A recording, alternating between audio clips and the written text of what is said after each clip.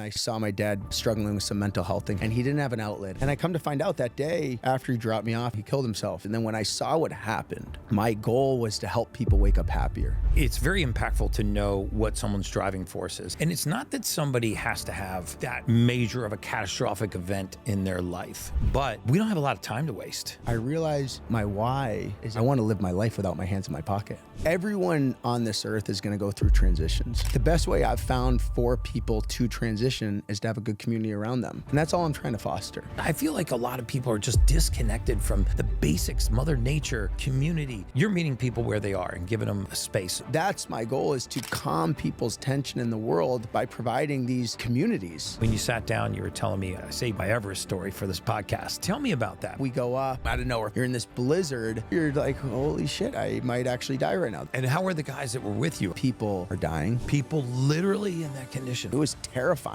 Get to the top. You could hear a pin drop at the top. Perfect weather. It's so next level. It's a feeling of this crazy energy. I'm happy I did it, but I would never do it again. Grinding through the pain of Everest, pushing your body to the absolute limit. You call it do hard shit. Why should people do hard shit? The thing with the brain, bigger is better. And I'll tell you one thing.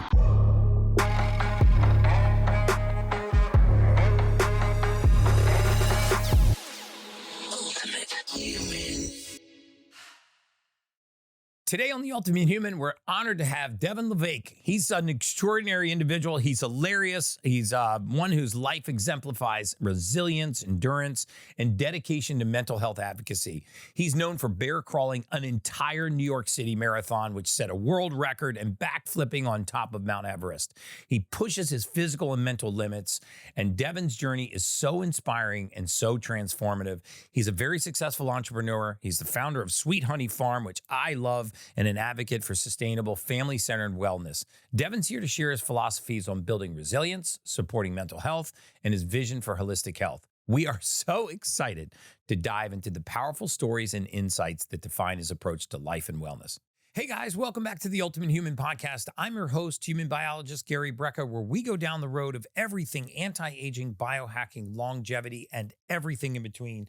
And today's guest is a guest I've been wanting to have you on here for a long time. And we narrowly missed each other. He was actually on the summit down here on a cruise ship, and I narrowly missed him. But I got him, captured him. He's on the podcast today. Guys, welcome Devon Lévesque. Or no, It's fine. However, no, not Lévesque. You said it. Love ache. Lévesque. I love Devon it. Lévesque. That's it. Hey, man. I memorized it differently. Love ache. Devon Lévesque. I was first of all, man, I'm super pumped about the message that you're putting out in the world. We ran a whole podcast before we got on the podcast, talking about your regenerative farm and some of just the amazingly phenomenal physical feats that you've accomplished, climbing Mount Everest, bear crawling an entire marathon. But there was something about that marathon bear crawl when I was actually really figuring out who Devon Lévesque was, and I went down the Devon Lévesque rabbit hole. I stumbled on a talk you did, and it actually just really hit my heart, because I feel like very often on this podcast, the most impactful people in the world that are really making great change and really, really affecting a lot of lives have solved a problem in their life. Maybe it was drug addiction. Maybe it was the loss of a loved one. Maybe it was a bad breakup, whatever it was, this, Lyme disease. They solved the problem, and they basically turned that into the most impactful message ever. And you were doing a talk on stage, and I heard you say, and I want to dig into this, but I heard you talking about, you're going to bear crawl a marathon. You set a world record for it. And the two questions were how and why. Mm-hmm. It was your explanation for the why that really brought things home for me, because I like to know what's the driving force behind people. And now I know why you're so inspired. You're so passionate. You're so purpose-driven. But if you wouldn't mind, share that with us. I mean, not just the overwhelming physical feat to bear crawl a marathon. That had to be one of the most difficult things you ever did. For sure. But it was the how and the why. Yeah, man. Well, one, thanks for having me on here. Yeah. Appreciate you. You live it, you breathe it, you're doing it, which I respect. Thank you. The how is easy. The how is probably a lot of humans listening to this right now. Yourself. The how is so easy, man. Guys, we don't quit. You just don't quit. Yeah. Just don't quit. Quit. Whether it's your company, founders, companies don't fail. founders give up.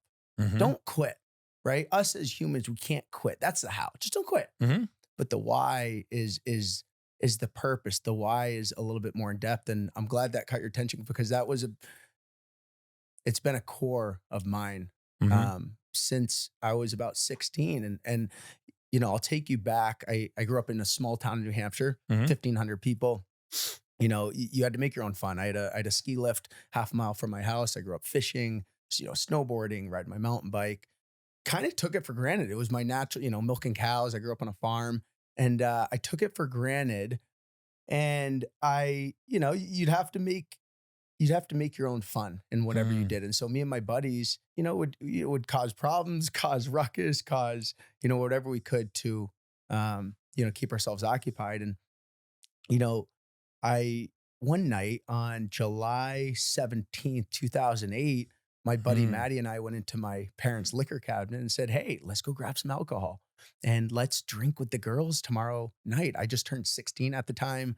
And I was like, just trying to have some fun as a Yeah, kid. Of course. And so I remember I went into the liquor cabinet and like any kid, you have this Nalgene bottle and I'm putting like Goldschlager and Jameson, vodka. And I'm just I remember Goldschlager, dude. Is that even around anymore? Like with the gold flakes in it? It's literally the worst liquor in the world. The worst. And I was just mixing it in and we were so excited. And fast forward to the next day, it's summer. So I wake up early, 5 a.m. I go to work with my dad, who was a drywall contractor. So, my job at 16 was, go pick up all the scraps, screw into the wall, the drywall, just pick up, help them out, go grab lunch. And he was my coach. He was my football coach. He was, he's my best friend.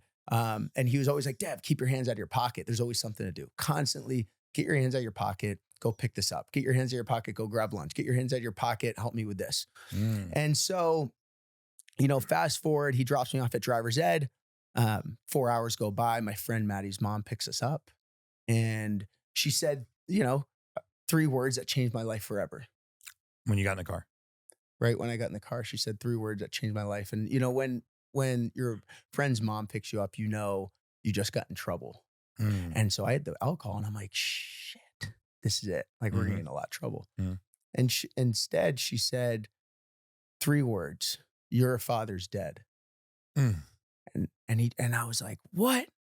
I was just in shock, man. And I'm like, man, what did I do? Where is he? I start calling him. He wasn't answering. And he just dropped me off 4 hours ago. I was just working with him. I was just working out with him yesterday. He was a professional weightlifter. And I was just like, what the heck just happened? And I must have called him 300 times. I get home and, there's friends, families, everyone's around our house. And I come to find out that day after he dropped me off, he went and jumped in front of a truck on the highway and he killed himself and took his own life.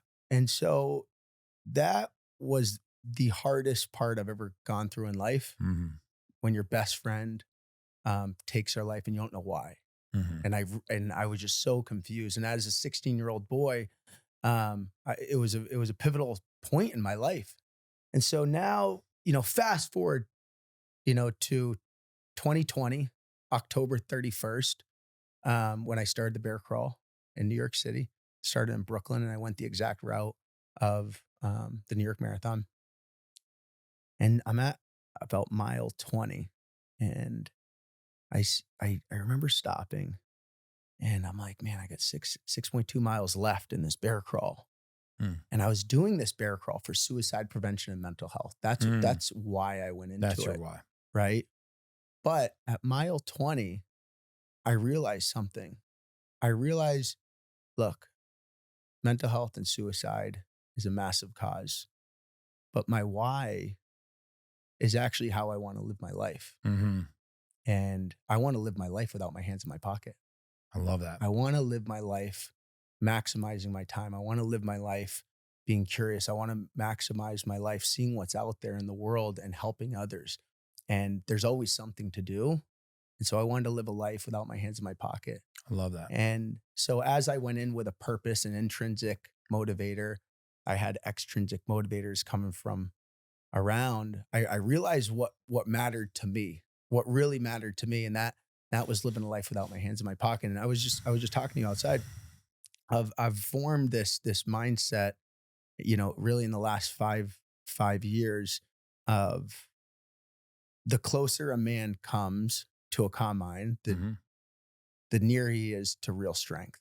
Mm. So the closer you and I can be here now, talk and not think about the camera, think about what's going on afterwards, think about this, that, the closer you and I can come to that calm mind, I believe that's real strength. And that's a quote from Marcus Aurelius, Wow. right? I'm not just making this up. It's something that's been around. And, you know, I really believe if we can be in the now, we can maximize our time and we can truly live with our hands outside our pocket. Yeah. I love that, man, because it's such a metaphor for life. And I'm sorry I took you there in that You're story. good. It's just that because for me and for my audience, you know, it's very impactful to know what someone's driving force is. You know, I had a very, you know, tipping point moment in my life too, and it changed the direction of my career. And then I've had so many blessings bestowed upon me because I became very authentic. I lived a very inauthentic life, and now I live, you know, a very authentic life. I'm very conscious, very aware, try to be present. Right. But it told me so much about you, and it gives, I think, people a window into what's driving somebody's passion. And it's not that somebody has to have that major of a catastrophic event in their life. No. But we don't have a lot of time to waste. No. And we got to get our hands out of our pockets. You have 24 hours in a day. I don't care how you split it. If you say I'm working for 8 hours, I see my wife for 2, I see my kids for the other 2, I'm eating for 2. You're not getting that. You're not getting it back. Yeah. If you want to break it down and say, hey, I'm working a certain amount and family time a certain amount, cool. It's still 24 hours. Right. There's still 24 hours. It's not all of a sudden 20 hours or 20 or 23 or whatever. It's 24 hours. Yeah. In a day. We're not getting this time back. So like, do it now. Do it fucking now. What are Yeah. we talking about? It's 24 hours you have to maximize. And how can you create a life to where you're happy, to where you have purpose, you have a why? What makes you happy? What are your values? You know, so many people have companies and, you know, my mission statement, my pillars of my company. But what about you as a brand, you as a person, you as a human? What are your values? I live life off of 5 values and I don't deviate outside of these values. And it helps me de-risk my time and decisions I make. Family, community, health, freedom of time, and giving back. I do not deviate outside of those 5. And it allows me to de-risk decisions I make and where I go and who I meet with and the people I'm surrounded by simply having these my core 5. If you're about it, cool. If you're not, that's okay. Yeah. Like, I just don't have time to waste right now though. Yeah. You know? And you know, and one of the things that I noticed, you know, just sort of following your trajectory and you know, as your impact has grown, you're big on communities like, you know, regenerative farms. You have a run club with Jesse Itzler. You know, I think you're a co-founder of ProMix. Correct. Is that an accurate statement? A co-founder of ProMix, and you've been really militant about your ingredients. And I think there's a community forming around, you know, that.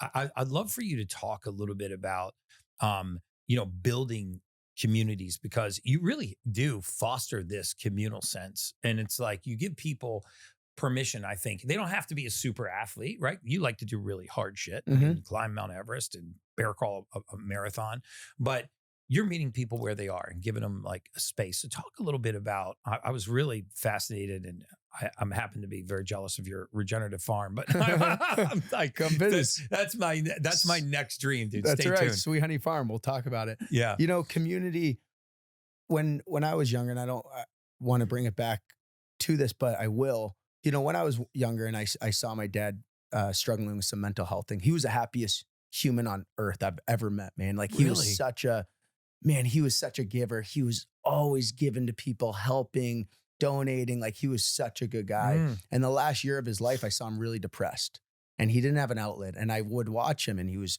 reading the Bible and he was praying. He was trying to do the right thing. And I was just seeing the sorrow on his face. And then when I saw what happened and how that happened, my goal was to help people wake up happier.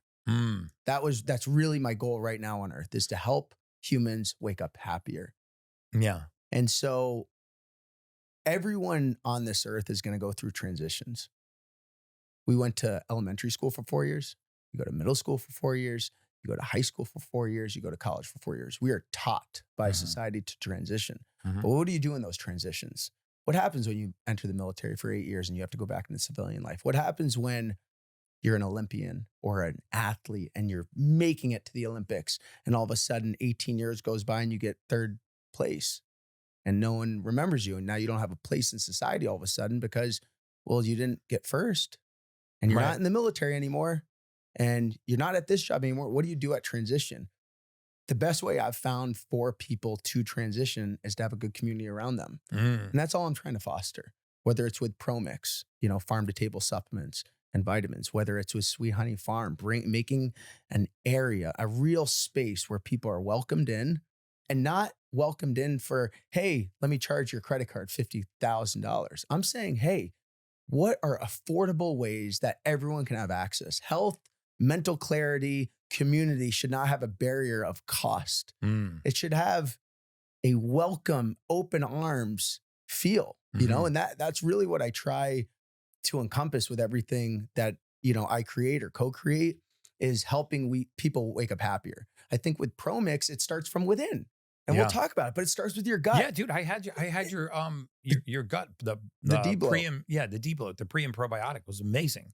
And sweetened with organic peaches. Right. Yeah, it was amazing. Thank you. It was delicious. And so it's like, hey, how can we start from within? Let's get your gut right. Let's get your blood flowing. Let's get your body right from within. Because we all know that your gut impacts your brain. It impacts your mood. It impacts how you're reacting to conversations. It impacts everything, your skin. So let's get that right. And then once your body gets right, what type of environment can you be around? And that's why I created Sweet Honey Farm. Less than 1% of Americans right now farm or grow their own food. That's crazy. Want to get an extra hour of quality good sleep every single night? Let me tell you how I do it. My wife and I sleep on 8 Sleep's Pod 4 Ultra. This is a technology that fits over your mattress to cool or warm each side of the bed, giving you up to an extra hour more of quality sleep every single night. My wife likes her side of the bed warmer than mine, but I've noticed that I've improved deep sleep at cooler temperatures. It even elevates automatically when it detects snoring to improve airflow. With 99% accurate sleep tracking, you can leave your wearables on the nightstand, and I even had this thing independently EMF tested to make sure that I was not getting any extra EMF at night, which I'm not. Get $350 off the Pod 4 Ultra at 8sleep.com/Gary. That's 8sleep.com/Gary, and use the code Gary, Gary, for your discount. Transform your nights and elevate your sleep. Now let's get back to the Ultimate Human Podcast. That is insane. That is crazy. Less than 1% of Americans. Yeah. See, that's my, eventually that is my dream goal. I actually have a map, to get there. I actually plan to sell this beautiful penthouse in Miami and exchange it for a regenerative farm. I actually have a piece of land already picked out. I can't wait for you for that, man. Yeah, I can't, dude, I can't wait either in Colorado and have, a head of cattle and, Heck yeah. This particular piece of land's got a beautiful stream, glacier fed spring water. Hell and just bring people there. Cause I feel like a lot of people are just disconnected from the basics, Mother Nature, community, other human beings. Like we vibed when you first walked in the door. We had a hug. We're good. Yeah. We actually did the heart hug, and then we had a really good regenerative meal. And then we went and did some pull-ups. You actually did some muscle ups. I didn't do the muscle ups, but you crushed that. We're doing it. But yeah, we're doing it. But it's just so awesome. And I feel like the temperature in this country would come down if people were back in touch with nature a little bit, really in touch with humanity, not looking for what's different about your opinion from mine, but like what are the things we have in common? Like you were saying here earlier, it made me laugh my ass off. You're like, pet a fucking cow, like and then you're for real. You're out in the garden just shoveling in raw spinach. People forget to act like a kid. And that's a rule I have. I have a rule: do one thing every day you used to do as a kid. It keeps you young. Yeah. The vibes people get when they leave Sweet Honey Farm is clarity, is calmness, is less anxiety. And it's not that I'm, having them do any, crazy drugs or, some, crazy biohack. And I'm all about the future. I'm just saying, take off your shoes, go ride a horse, jump in a sauna, jump in a cold plunge, move a little bit. Yeah. Go just walk around without your phone. Go walk through the garden. You're going to feel the grounding ripping through your body. And then when you leave and you jump back into society, you're like, wow, I feel a little bit calm. And that boss calls you and they're all pissed off. You're not going to react in a negative way. You're going to respond in the right way. And that's my goal, is to calm people's tension in the world by providing these communities. Promix has an amazing community. Does it really? My values, the health, the freedom of time, the community, the giving back, all my family. The values are the core of Promix. My values are the core of Sweet Honey Farm. My values and Jesse Itzler's values are the core of All Day Running. Like the values are being ingrained into these brands to hopefully build a community and help people, just wake up happier. Yeah. You know? And how did you get into business with Jesse and start All Day Run Club? I mean, I see those all the time. Man, I'll give a quick high level, but Jesse messaged me after I bear crawled the New York Marathon. And then, I went out to his event 29029, where you climb the height of Mount Everest in 36 hours, four laps into this climb. It's like up 5,000, down, up 5. Every mountain's different, but you're hitting the 29 feet total of Everest elevation. By the way, Everest was 29 feet 10 years ago. It's now 29,032 feet. It's gotten taller. So if you were there a few years ago, he beat you by 2 feet. Correct. So just want to throw that little snippet out there. But I was out at his event in Sun Valley, Idaho. Mm-hmm. He's a partner and owner of the Hawks as well. And it'll come full story. And so Hawks on one side of the country, this event on the other side. 4 laps in, he texts me, Dev, meet me at the lodge. I meet him down at the lodge. He goes, look, we have about 20 hours left in this race or so. If we take the jet across the country and watch the game 6 of the playoffs, Hawks, and watch it, and we can make it back in time to finish the race. And I'm like, I love some adventures, man. Let's go. And so me and some buddies, Jimmy DeSico, Jake DeSico, Dan Churchill, we all jump on the plane with him. We fly out to Atlanta. We watch the game. We may or may not have had some tequila. Jesse looks at me and he goes, back on the plane. We get back on the plane. We land in Sun Valley, Idaho at 3 a.m. We finish the race with 30 minutes to spare. No. That was the first 36 hours I ever met Jesse Itzler. That's so cool, man. So awesome. Talk about bonding. Yeah. Talk about like, we were just kind of how I came in here and we kind of just clicked. Mm-hmm. That's how Jesse and I were. And we've always been on the same page. And All Day was never about, it wasn't about money. Mm-hmm. It's about us having a canvas to bring people together and community and not creating a running company that has first, second, or third place, but rather creating a running community and a community that says, hey, everyone's welcome. Let's just have a good time. Yeah. Let's take the seriousness out of running. We don't, at Running Man, the festival we do every year, we don't pick a first, second, or third. Matter of fact, everyone's together helping each other finish their marathon. Yeah. Sometimes your things are circular too. So they can't really tell who's winning. Right. Yeah. And so, him and I are just on the same wavelength of, how we want to impact people in a positive way. And I think that's kind of how we went into business together. It's really interesting because there's a lot of research out now about, the impact of physical conditioning on mental health and like the impact of a simple walk. Right. Right. And versus an antidepressant like an SSRI, like selective serotonin reuptake inhibitors are not as powerful as movement for depression.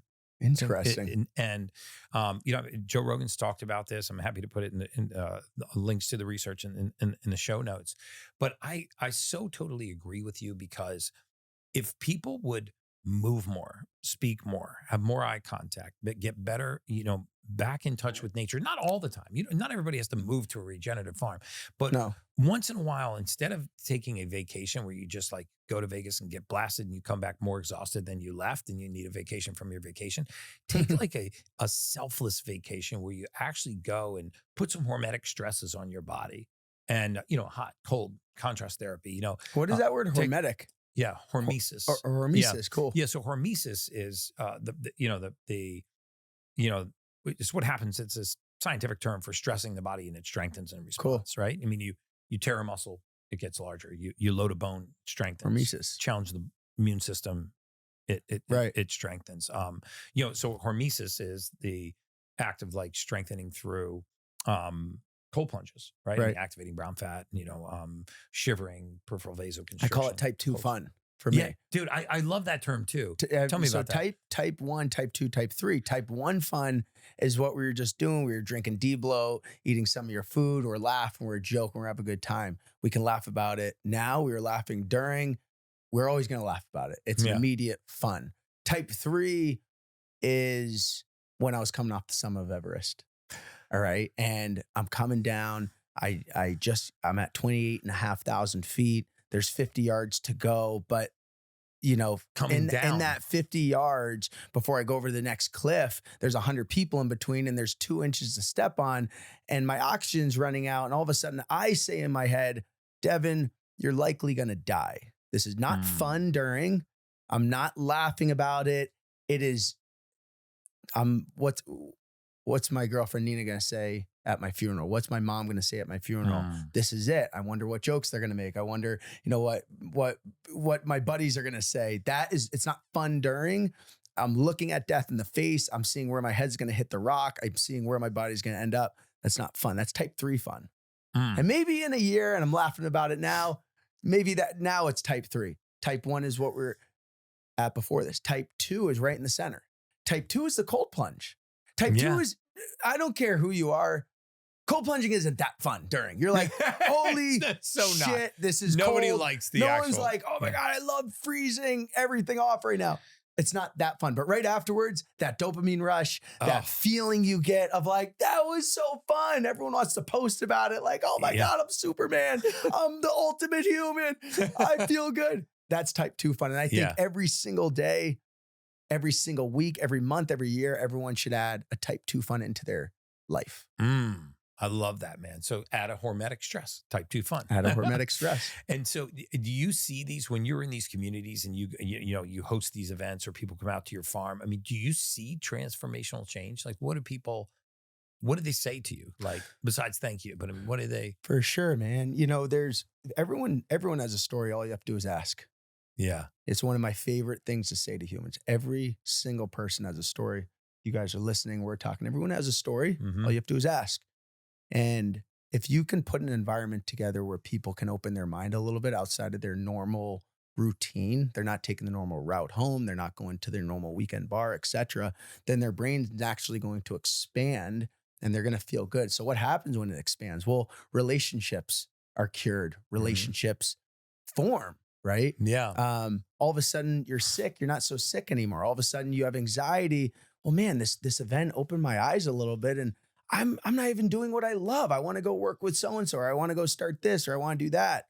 Or man, I'm going to hit up that girl that I was so afraid to talk to, or I'm going to hit up the guy that I was nervous to message, or, relationships happen mainly. I would say relationship building, and that can be personal, that can be professional. That's the main thing that happens. The second thing that happens is you feel better. Yeah. You feel good. Too many of us and too much, social media, I think, tries to put out, hey, you have to wake up ecstatic every single morning, super stoked, happy. I'm a pretty happy guy. I don't wake up ecstatic every morning. Right. And that's just life. Yeah. But how can you wake up content? How can you wake up and be like, you know what? Life's okay. I'm good. I'm alive. I'm breathing. I have oxygen. I'm okay. And that's what I'm trying to instill in people. Like, hey guys, it's okay. Take a deep breath. And so from the relationships to how you feel, I think the 2 major takeaways from our events, from Sweet Honey Farm, is just like, hey, let's bring it back to the basics. People are good. Surround yourself with some good people. Here's some good people. And hey, this is what feeling good and content and happy looks like. Yeah. Try to remember those 2 things. Yeah. And I think, and at least know that you can feel them. Right. I mean, I think for some people, like I say this all the time, like I think the majority of people have forgotten how good normal feels. Right. And I liken that a lot of times to nutrient deficiencies, the absence of whole foods, the absence of, vitamins, minerals, amino acids, nutrients of all kinds. And so you get them out. It sounds so simple, but you get them out to a farm, they're touching the ground, they're petting a cow, they're eating some spinach out of the garden. They're in a community, but But what it does is it reminds them of what normal feels like. Correct. And so often when, clients of mine are like, oh my God, Gary, I feel amazing. I'm like, you actually don't really feel amazing. They're like, what? I'm like, you just feel normal. Right. That's how good normal is supposed to feel, dude. Right. I mean, that's how God wants us to feel. He wants us to thrive. You're supposed to have it all. Right. And it's just so, so amazing when you see that breakthrough. There was a doctor I was talking to, and he said, I was asking him about TRT, and I'm curious on this, from you. Mm-hmm. Not that I would take it. I was just curious on his perspective. Nothing wrong with it. And he said, well, you know what I tell patients? I say, hey, one, are you having regular sex? Mm-hmm. Are you getting sunlight? Are you moving? Are you doing the things and taking the things into your body that are going to make them healthier? And then come to me and see if your testosterone is low. Try those things first versus just TRT. I totally agree with that. Yeah.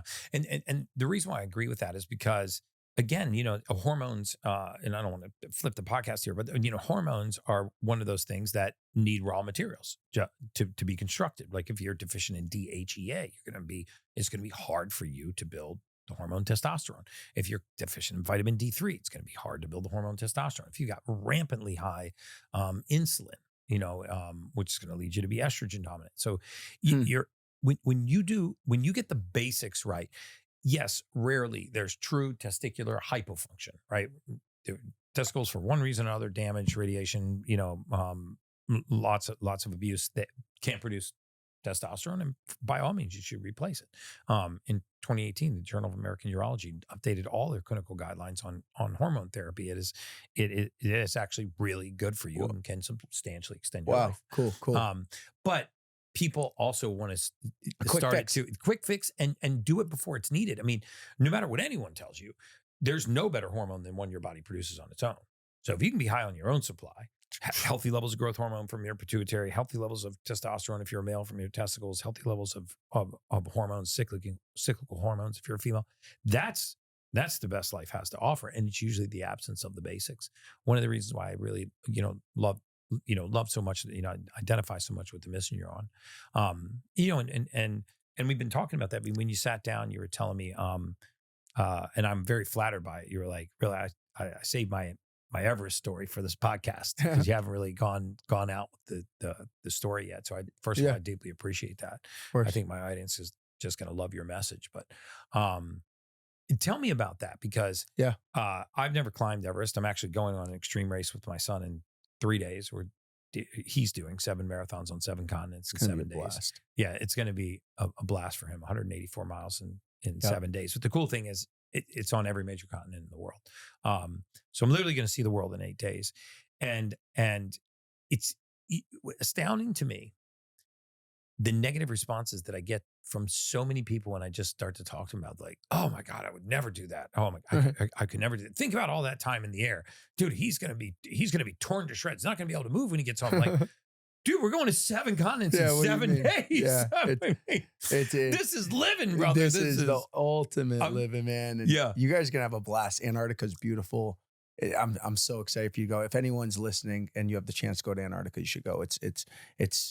It's quite remarkable. But, Everest, it goes back to that Marcus Aurelius quote, the nearer a man comes to a calm mind, the closer he is to real strength. And I've been really trying to get deeper and deeper of what that means. Am I meditating? Am I working out regularly? Am I, is it the gut health? Is it, how can I calm my mind so I can be here now? Mm-hmm. Right.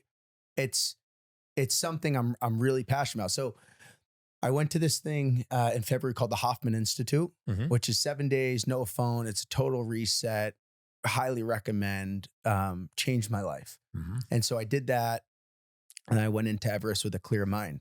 Now it's taken me about 4 or 5 years to train for Everest, just understanding gear, understanding layering, understanding climbing, understanding just topography, just understanding everything about a mountain, because you have Mother Nature, you have your physical ability, you have your gear, you have other people on the mountain you have to worry about. So like there's a lot of variables that go into it. And so finally this year I felt comfortable. I'm like, I'm going to go attempt to climb Everest. And I didn't go in with an expectation of I'm going to stand on top of the world, but rather an intention to calm my mind. How can I get closer to a calm mind? How can I just be me and just be on my own. I didn't take any sponsors on. I paid for it fully out of pocket, and I was just using it for a time to get away. And I was also using it as solo, fully solo. I was with Dr. John, who's an amazing guide. He was introduced through a couple mutual friends, Jesse Itzler, Mike Posner, etc. And then Jen, our Sherpa, who's an amazing guy as well. He's awesome. They're special humans, man. Special. Yeah. So, you know, I went out there with that intention, not expectation, and just fully took it in. And, you know, what I noticed at Everest is there's not that many people on Everest. You know, that's number one. There's, if you have one hot restaurant in New York City and it's only open one time a year, it's going to look busy because everyone's waiting in line to go up to that one restaurant. The other thing about Everest is that you only have a couple times, if any at all, to summit. There's not that many summit windows, sometimes 4, sometimes 3, sometimes 1, sometimes 0. And so when there is a summit push and there is an open window, naturally people are going to go up, and a lot of people. And when I say a lot, I think there was 300 permits this year, which you go to a restaurant tonight in Miami, there's going to be 700 people there. There's not that many people on Everest. Yeah, but they're all on the same path. Right. Everyone's on the same path. And if you deviate outside that path, you could cause an avalanche. You could get someone hurt. You could get hurt. Like you stay on the path, and quotes path, right? They put new lines in every year. And when I say they, it's the locals. It's the Nepalese team. There's about 6 to 8 guys that go up and try to put new lines in, and those lines aren't guaranteed. And so everything has to go right on Everest if you're going to summit. Everything. You can't get sick. A lot of people have a cough. Gary, I'm not kidding, man. When I'm chatting with people on Everest, it's Gary. Yeah, I'll be on your podcast. It's Really bad. Yeah, a lot of people are coughing. They have colds and these chest colds going on. Altitude sickness. Maybe your gear is broken. You're too tired. Mother Nature, avalanches, ice falls, falling in crevasses, food, nutrition, altitude, right? Like the altitude, just having oxygen alone. You don't have oxygen up there. Yeah. So there's a lot of variables that come into being able to summit. But again, I was looking at it as calming the mind and, you know, education. I'm a very curious guy. I dropped out of college. I use climbing the highest point of Antarctica, highest point in South America, Africa, now Everest as my school. That's my education. I think it's important for people to know how they learn. You know, society doesn't have to tell you how to learn. You decide how you want to learn. Are you good at listening? Are you good at writing? Are you good at reading? Are you good at feeling? Are you good at touching? What is your optimal learning levels? And mine is curiosity and traveling and seeing and touching. That's me. And listening. I'm a sponge. I'm not out on Everest saying, hey, Colin O'Brady, I'm going to tell you what to do. Hey, Dr. John, I'm telling you what to do. I'm listening. Right. I'm like a total sponge, and I'm just taking it. I'm seeing, I'm listening. I'm like, I'm SpongeBob on Everest, man. I'm up there. Yeah. And so, you know, it took me 47 days. You know, you have to do rotation. 47 days. 47 days. I was out there. Yeah, because you're going to different levels and then you hanging out there to acclimate, right? Heck yeah, man! Trekked into base camp with my girlfriend, which is amazing. I recommend everyone do adventures with your girl, man, or your partner. Then you left her at a certain altitude, right? Like just left her there. Never saw her again. No, she's still there waiting for you to come down. She's still there. No, she's going to see this podcast and be like, damn it, he's back. What the hell? She came to base camp, which is no joke, man. It's about 17,500 feet. That's at 17,000? 17 and a half. Dude, I've got a cabin at 10.5. Yeah. And I go on these ruck walks, just a straight walk. I put a 20-pound ruck. And I go on this little route in the woods. When I come back, I'm significantly winded. I feel amazing. Oh man. But I'm also not just pushing straight up a hill. And it's at 10.5. My son actually did a half marathon from almost a half marathon in pieces from 10.5 up to 13,500 feet and back down to prepare for this race. But man, you get 100 yards and you got to take a knee. You're winded, man. If nobody's been to that altitude, it's hard to respect what it's like when the ambient oxygen goes from 21%, which is sea level. At 10.5, it's about 13.7. And it doesn't sound like a big deal, a 7% drop in oxygen. But you dead sprint 100 yards and you're doing it. And that's what causes the lines on Everest. It's not a line due to people are going too slow because of someone in front of them, a traffic jam. It's due to what you just said. You have to take a knee. You're exhausted. Even with altitude or even with oxygen tanks, you have about 5 levels on each tank. Some tanks have 6.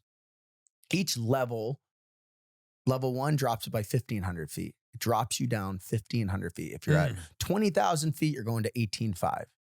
If you go to level 2, you go to 3,000 feet. It's just 1,500 per level. But the issue is, if you go all the way max out to level 5, your oxygen tank might only last 15 to 45 minutes.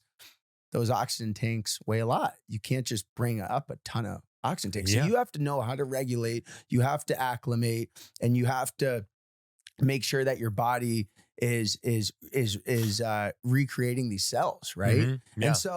And so with that being said, that's why it takes 47 days, right? You want to trek into base camp. That takes a couple weeks. You hang out at base camp. You might even go all the way back down to Kathmandu. You will then go back up to base camp, and you wait for a weather window. And once you get that weather window, and you after you've done a couple rotations, so you're back down, you're back up, you're back down, you're back up. You're just getting this acclimation. You're acclimating. The problem with the Nepalese side, and not a lot of people know this, but Everest is split in half. Half of it's China and half of it's Nepal.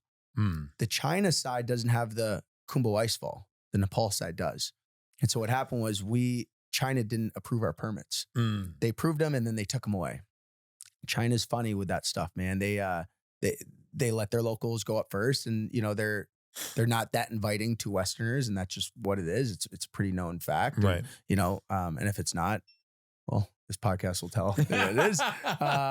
It's climb the Nepal side, dude. Definitely climb. I mean, it's crazy how they treated us. But anyway, so we somehow managed to get a permit on the Nepal side.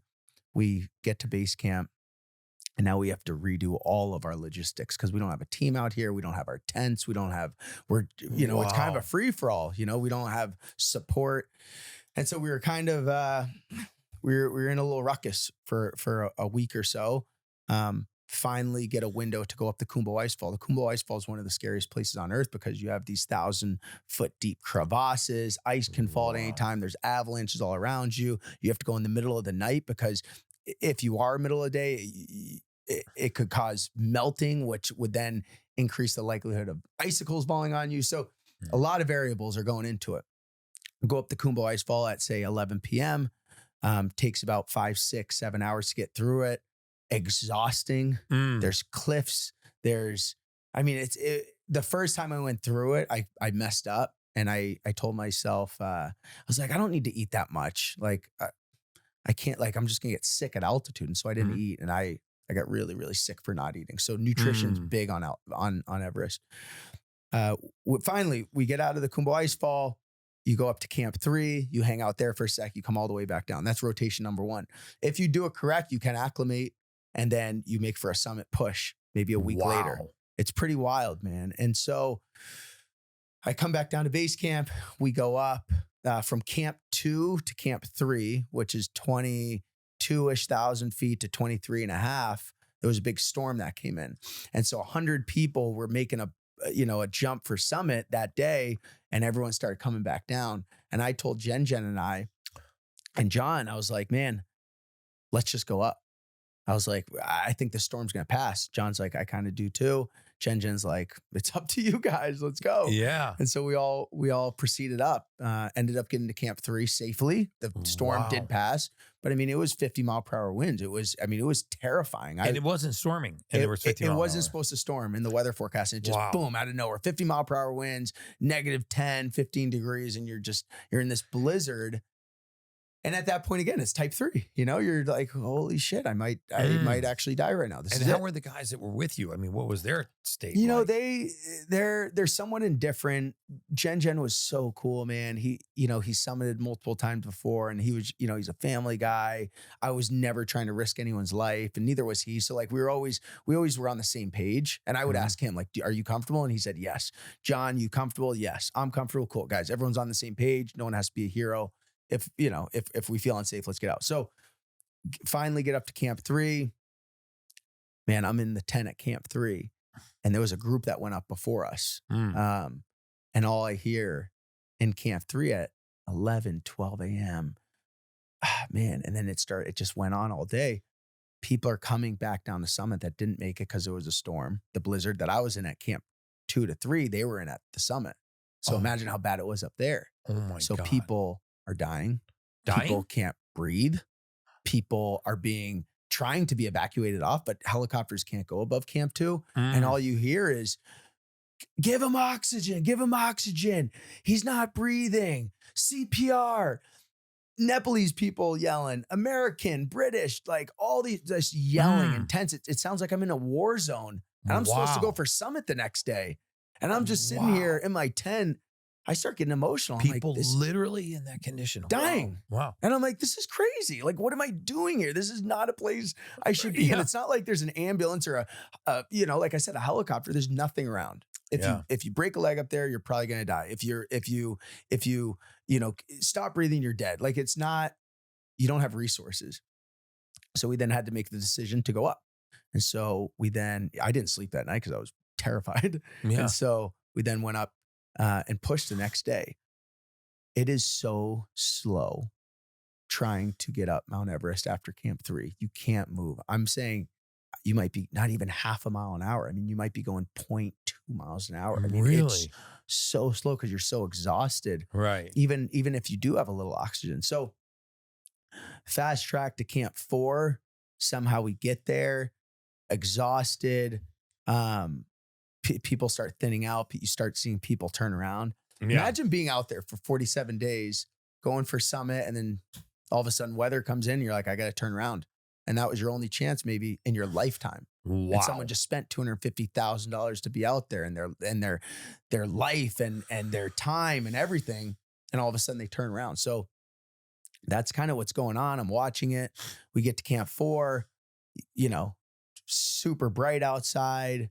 And by the way, there's a lot of trash at Camp 4, a lot. Really? Yeah. And I'll tell you why, as I was coming down, I'll tell you after. But so anyways, get to Camp 4. We then make the summit push, try to get ahead of everyone. And what happened was my guy, Dr. John, was trying to help facilitate me and Jen. And so he put an extra oxygen on himself. And so he got stuck behind, which I didn't know about. And so he has a little bit of double the weight on him. He's behind us. So now I get separated from him. So now I'm just with Jen, me on Mount Everest, climbing. How did you get separated though? You just climb faster? You can't run. You can't walk faster. Everyone's going pretty much the same speed. So yeah, I mean, he was just behind. And when I say behind, a couple hundred yards. And he was trying to do us a favor, which John's amazing. One of the best guides out there. He's a great guy. Highly recommend. He does, a ton of climbs around the world, Kilimanjaro, Aconcagua, etc. But, he got stuck behind. We then make the summit push. I fell asleep. I fell asleep on the summit push on the side of the mountain, negative 20 degrees out. I was exhausted, Gary. I couldn't breathe. I was tired and I just fall asleep on the line. And all of a sudden my tank stops oxygen and I go, and Jen, my Sherpa, turned my oxygen back to level 1. It was at level 3. And he turns it back. The problem was when you go to level 3, you start to get relaxed because you're like, I got a little bit of oxygen.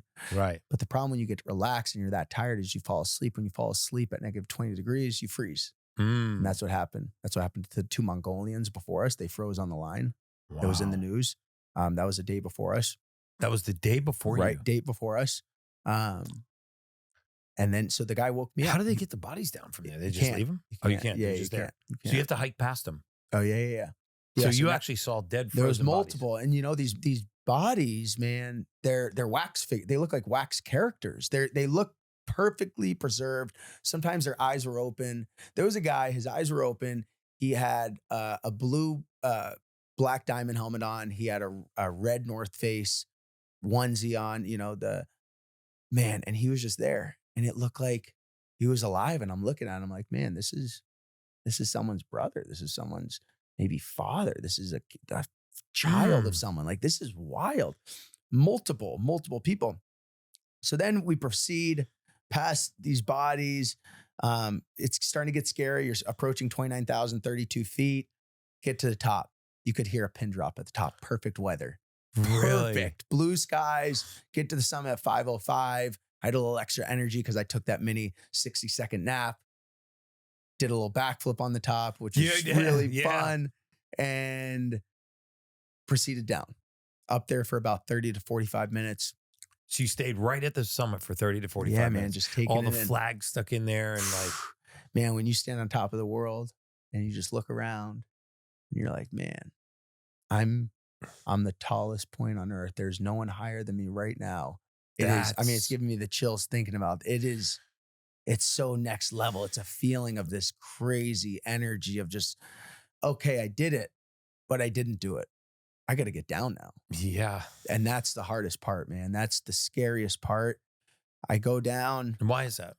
Well, you have to go past people. It was what I was saying earlier in the podcast. You have to literally, Harry, I have a carabiner attached to the line, and my stomach to your stomach, I have to come around you and put my other carabiner around. Every person, hundreds of people, you have to go around. And you have this much to step on. And guess what? It's a 5,000 foot drop if you fall. So it's terrifying. You're just, there's no way I'm getting down right now. And it's not just a walk in the park. You're going down, the size of buildings, just, trying to pass people, rappelling down. Wow. I would go over the Hillary Step after summit. I'm at about 28,500 feet. I go over the Hillary Step. 30 minutes later, behind me, boom, the whole thing collapsed. No. Multiple people fell dead. No. Dead. And I'm just like, John, we gotta get the fuck out of here. That is insane. I'm getting out of here, my man. Like, I'm not staying on this mountain. I know, people take 3-4 days to get off Everest, 2 if you're good. I was like, we're out. I'm thinking one day. Went down the whole freaking mountain in 20 hours. We were like, see you later. And when you say collapse, the area that you were walking, is that because it's pure ice? Ice, snow, Mother Nature. And it just cracked off and down they went. Yeah. And the carabiner didn't hold them to the. Yeah. It must have came out. And so, and if any families are listening, man, and you lost someone on Everest, like, serious condolences. Cause it's like, it's scary, man. I would never go back there. And my blessings go out to everyone that tried, but like, shoot, man, it's really sad.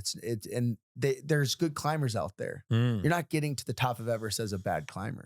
These are experienced people that have trained their life to do this. And it's a sad thing. And I don't know. I think if you have a family, if you have a wife or a husband, and man, I wouldn't recommend going to Everest. I just wouldn't recommend. I'm not going back, Yeah. There's a debacle between the Nepalese and Westerners. And I'll be the first to say it. There's a little bit of it's a debacle, man. They'll cut your lines. No. They will cut your lines, man. I'm not kidding. I was coming out of the Kumbo Icefall, John and I standing there. There's 20 Sherpas, locals around us. And they're all jamming in front of us to get their carabiners on the line ahead of us. And I'm like, brother, like, can I get in? And they're just pushing me out of the way. And I go to shove in and just put my carabiner on so I don't fall off this freaking cliff. And John's like, no, chill. And I'm like, why? He's like, they'll cut your line. I'm like, what do you mean they're going to?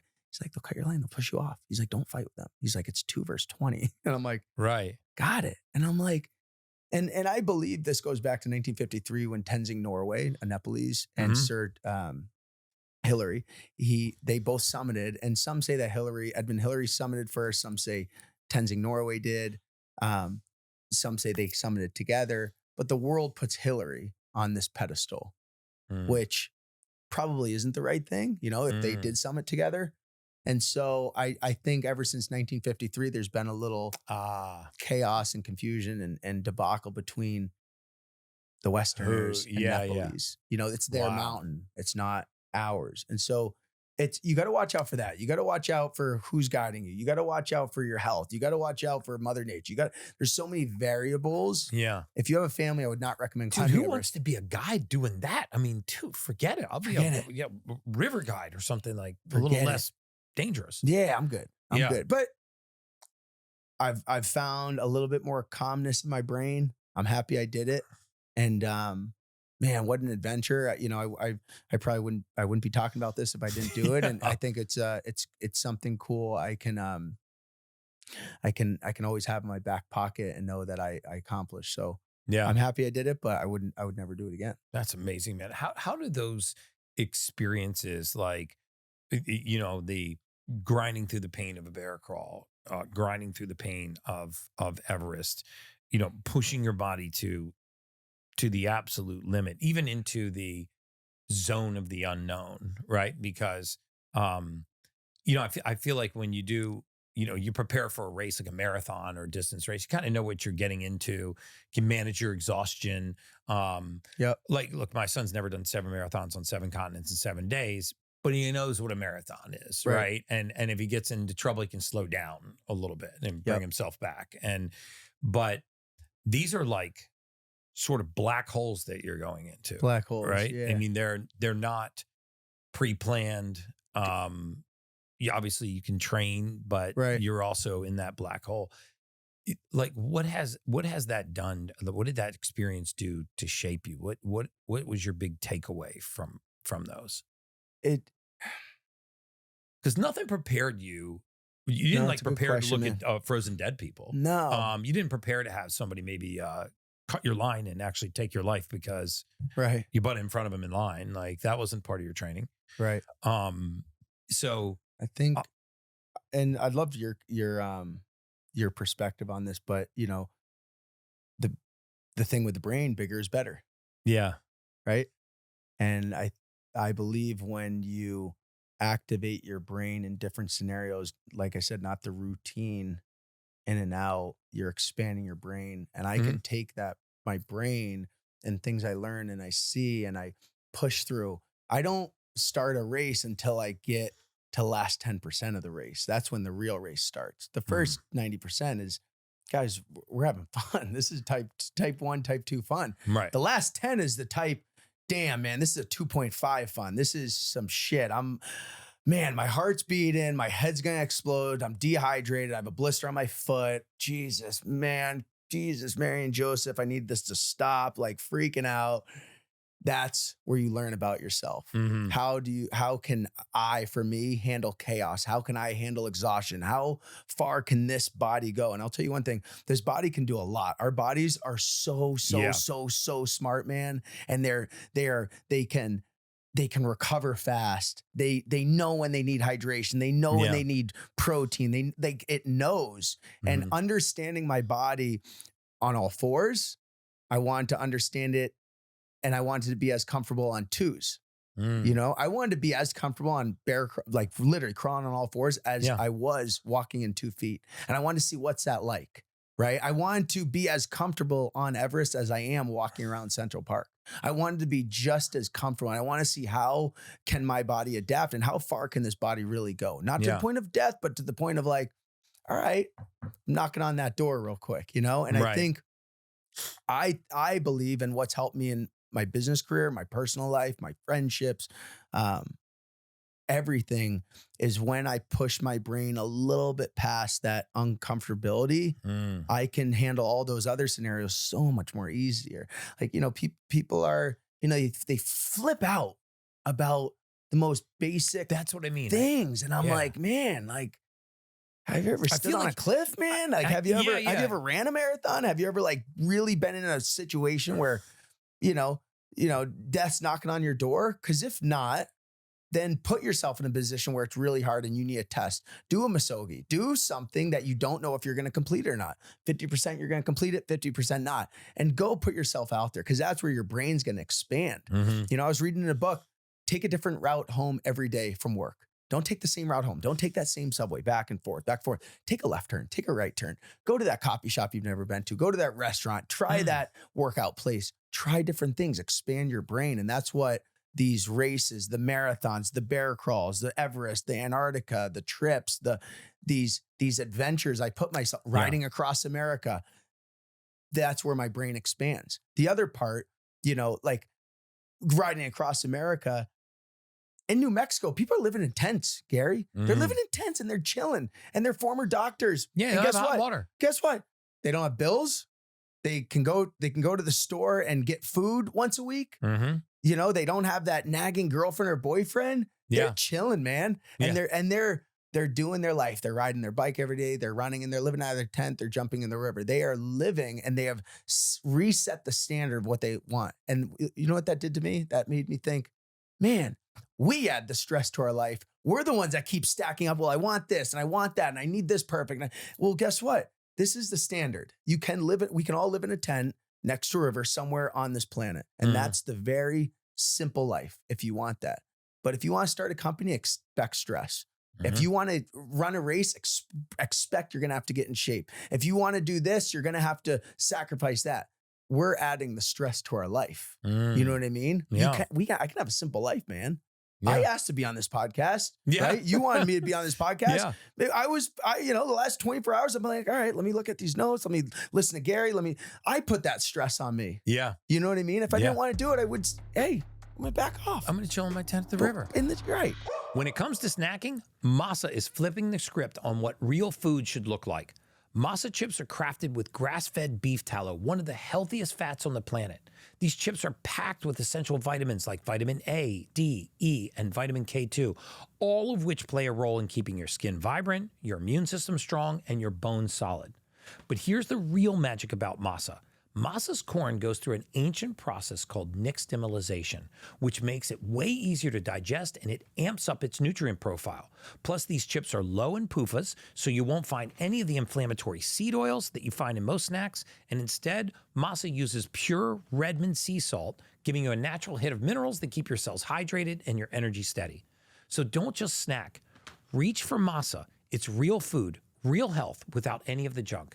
Grab a bag, and I promise you'll feel the difference. Now, let's get back to the Ultimate Human podcast. Yeah, I think that's such a great metaphor for life is like, you talk about finding that calm in your mind, but being calm under stress, it's like if you ever done like a really hard yoga session, they wrap you into the candlestick pose or something, and it should be like called the torture pose.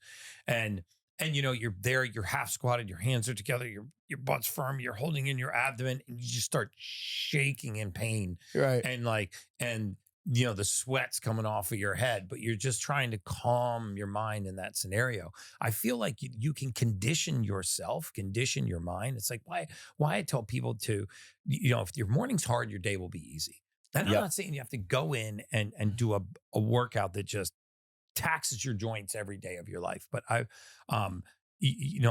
few months ago, I was like, I really freaking hate wide grip pull-ups and I really suck at them. Do them. And so that's why I got a David Goggins in my mind all the time. Like, you pussy, like do it now, do it now, do it now. And what was crazy is I went in and started doing, I was like, hold myself down. Yeah. And then I just started working through them. Now I'm in there rolling them out. And I'm like, it's such a metaphor for life. Like, you call it do hard shit.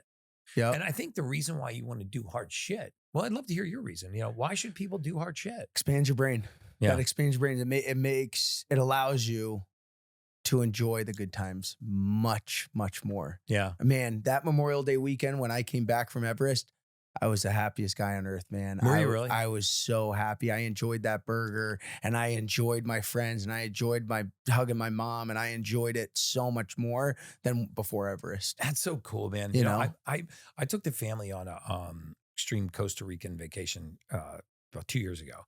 And my daughter, my two sons, my youngest daughter, and my wife and my son's fiance. And we all went down there.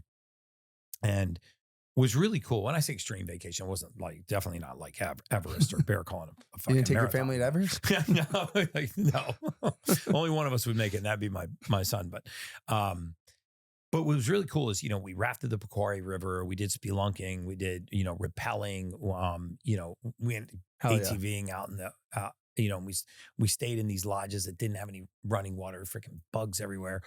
And in the last night, we were in the Pequari Lodge, and the next morning I had to leave.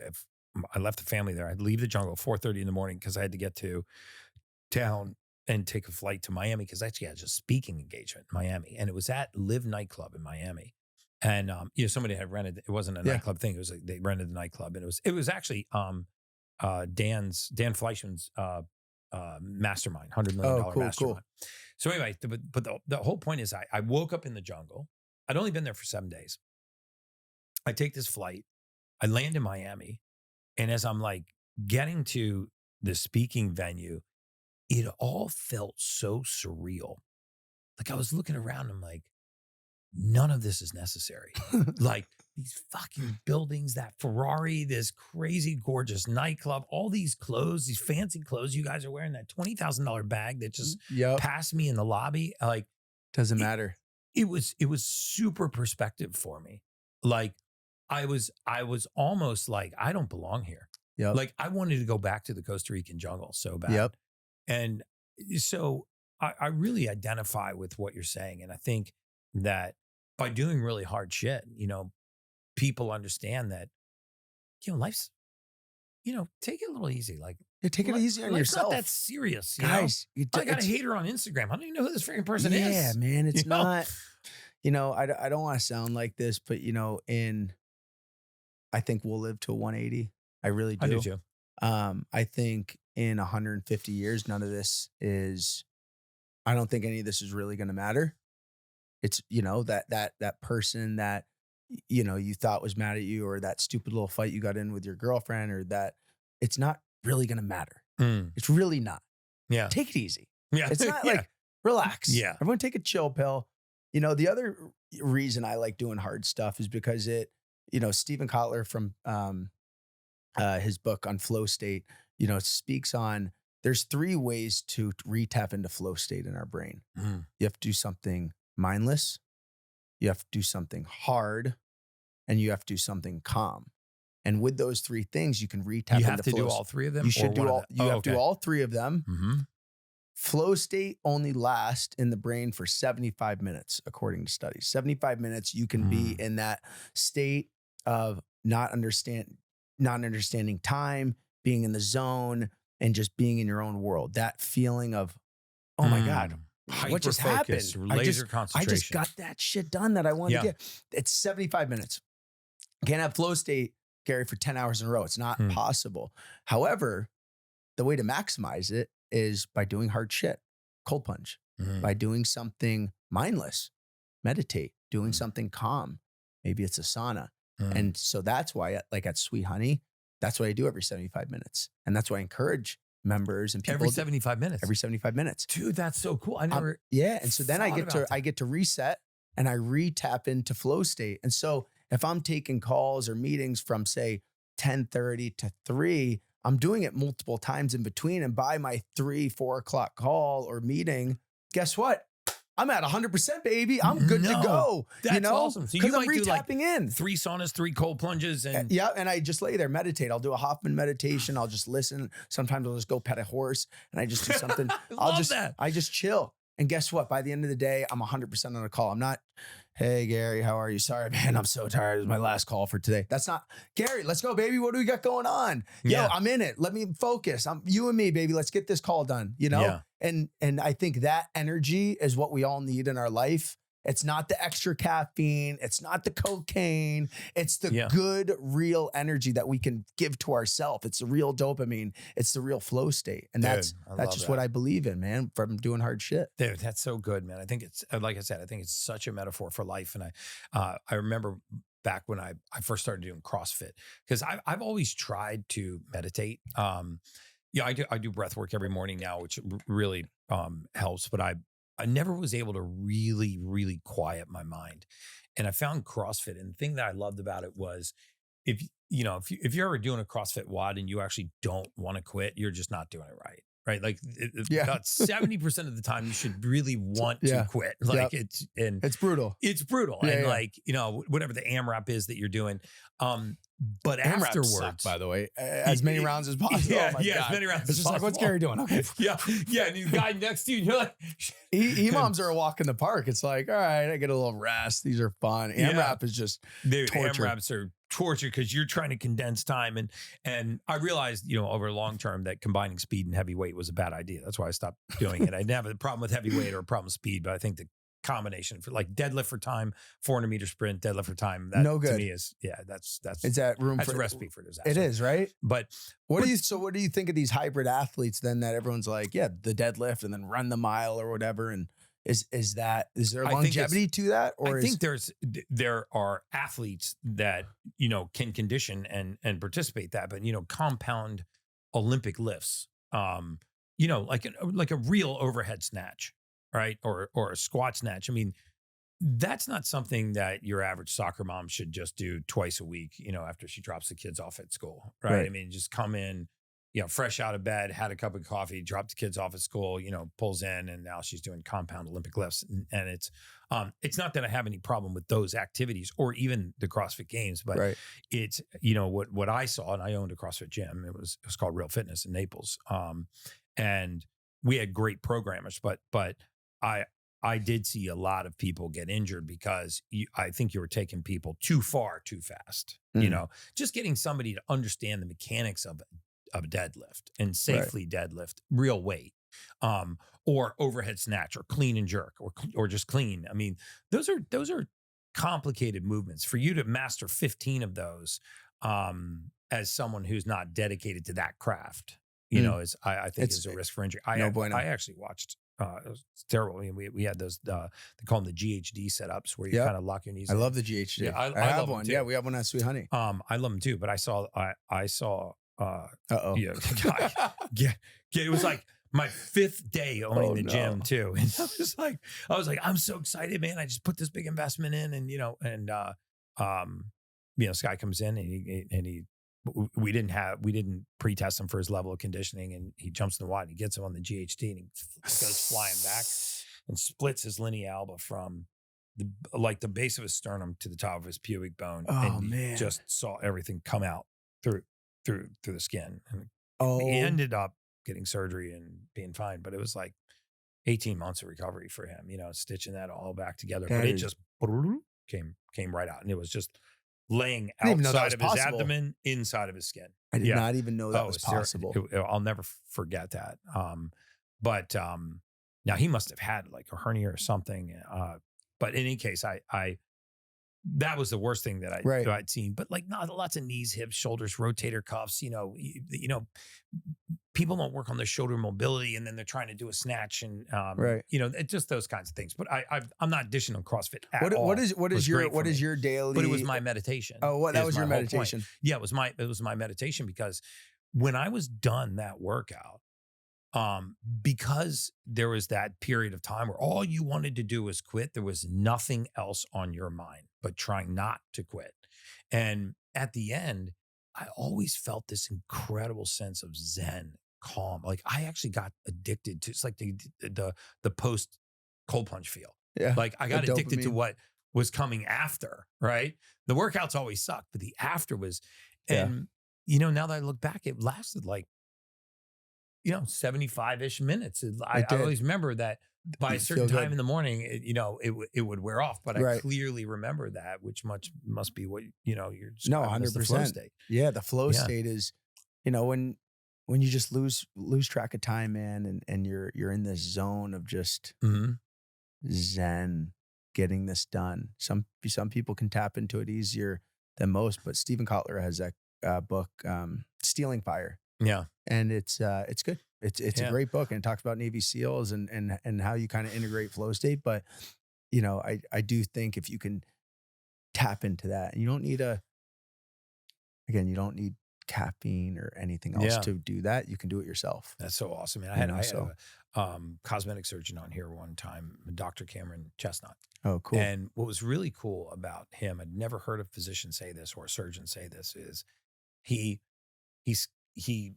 doesn't allow himself to schedule more than a certain number of surgeries a week. And I think he only operates 2 or 3 days a week. And the reason is because he puts himself into a flow state before every surgery. Because he's like, I want to be so present for that patient. I want to be so present for that procedure, for that, and being a patient, you got to be like, that's the guy that I want. I mean, if you're cutting my eyes or 100%. redoing my nose or whatever you're doing on my body, I want you in a flow state too. 100%. It's just really cool to see that he actually used that as his superpower. My surgeon, Dr. Sam, Sports Doc Sam, he's amazing. He's not quick to cut. He's not a guy that's like, all right, your ankle hurts.